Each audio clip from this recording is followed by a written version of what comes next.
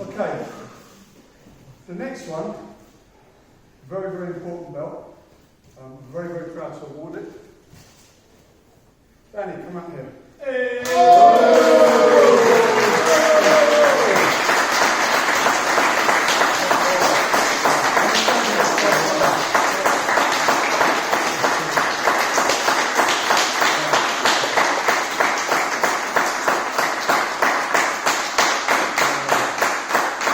Before I tie this around Danny's waist, I'd just like to say a few words. The first thing is, I've been a black belt for 2008, for 13 years. I've been a black belt 13 years. This is the second black belt that I would have awarded. So I don't award them very often, okay? Which means it's a really big thing for me to pass this belt on. Danny started training with me in about 2007, 2008. So he's been training now for 13, 14 years. It's taken him a while to get this, and let me explain why. When he first came into the club, it was around the time where a lot of Japanese Jiu-Jitsu black belts were starting to train Brazilian Jiu-Jitsu. And I was always a little bit suspicious. I was thinking, yeah, they're just going to come and get a blue belt so that they can go back to their club and kind of teach and say that they're teaching Brazilian Jiu-Jitsu. So anyway, I was hard on him before I gave him a blue belt. And one of the things that he does know, but I turned up one night unannounced at his Japanese Jiu-Jitsu club because I wanted to know what was going on down there.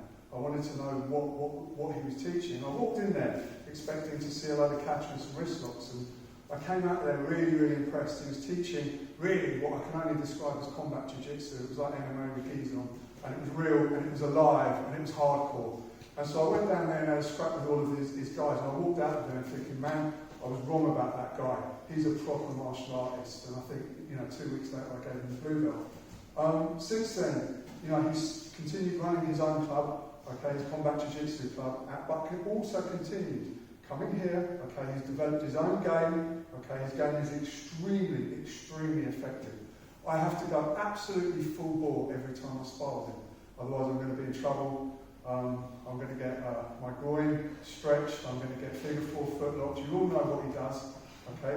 But the interesting thing about Danny is if you want to fight him with fists and feet, okay, he's just as skilled at that. And the other thing that I'd say about him is, apart from the fact that I have a huge amount of respect for him as a lifelong martial artist, and that's what he is, he's a lifelong martial artist. He's developed his life to the martial arts.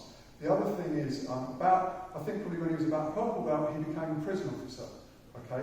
Doesn't do that anymore, but he spent quite a number of years having to pressure test his own martial arts skills and the Brazilian Jiu-Jitsu that he was learning with us. And so one thing that I can say about Danny is real.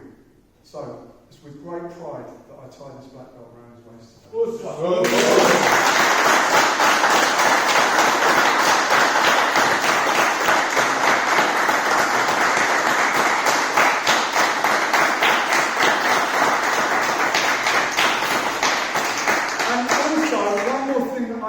Forgot to say that I had in my mind that I was going to say probably the most important thing is that Danny is a real, true, honourable gentleman, okay? If you wanted to have someone in the trenches next to you, you'd want it to be Danny. If you wanted someone to stop your mother getting mugged in a supermarket car park, it would be Danny. He's that guy.